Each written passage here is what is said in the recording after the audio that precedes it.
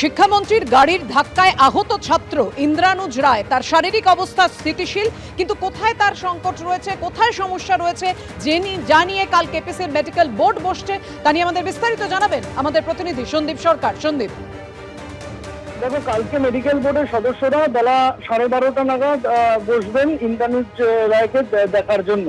ইন্দ্রানুজকে আগামীকাল চিকিৎসকেরা 5 জন চিকিৎসক পরীক্ষা করবেন। তার মধ্যে চক্ষুরোগ বিশেষজ্ঞ রয়েছে, অর্থোপেডিক বিশেষজ্ঞ রয়েছে, সার্জারি বিশেষজ্ঞ রাখা হচ্ছে, ইএনটি বিশেষজ্ঞ এবং হাসপাতালের মেডিকেল সুপার। এই 5 জন কালকে ইন্দ্রানুজকে পরীক্ষা করে সিদ্ধান্ত নেবেন যে ইন্দ্রানুজের আর হাসপাতালে থাকার প্রয়োজন আছে নাকি তাকে হাসপাতাল থেকে ছুটি দিয়ে দেওয়া যেতে পারে।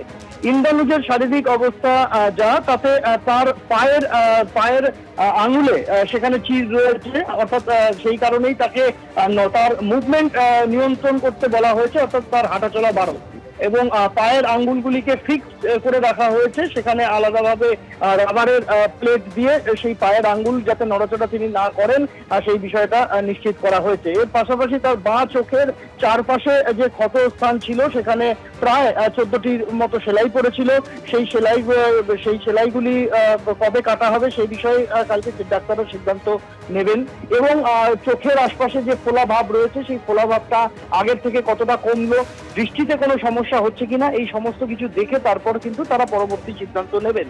তবে এখনো পর্যন্ত যা ইঙ্গিত ডাক্তারদের তরফে, যদি সবকিছু ঠিকঠাক থাকে তাহলে আগামী পরশুদিন অর্থাৎ শনিবার ইন্দ্রানুজকে হাসপাতাল থেকে ছাড়া হতে পারে সম্ভাবনা রয়েছে। তবে সবটাই নির্ভর করছে তার শারীরিক অবস্থা, কাল ডাক্তাররা কি দেখেন তার উপর। ধন্যবাদ তোমার। হাসপাতালে ভর্তি যাদবপুরের অন্তর্বর্তীকালীন উপাচার্য ভাস্কর গুপ্ত।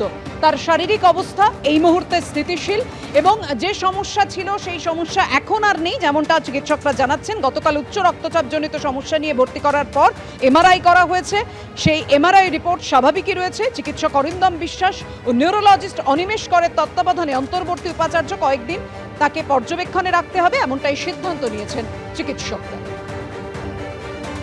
এখনো বিপি একটু হাইয়ের দিকে, গিডিনেস আছে, মানে বসা থেকে উঠতে গেলে মাথা ঘুরে যাচ্ছে, হ্যাঁ, একটু হেঁটে টয়লেট যেতে গেলে মাথা ঘুরে যাচ্ছে, ঠিক আছে। আর একদিনের ভেতরে তো হবে না, ওরা বোধহয় একটা করোনারি অ্যানজিও করার প্ল্যানও করছে।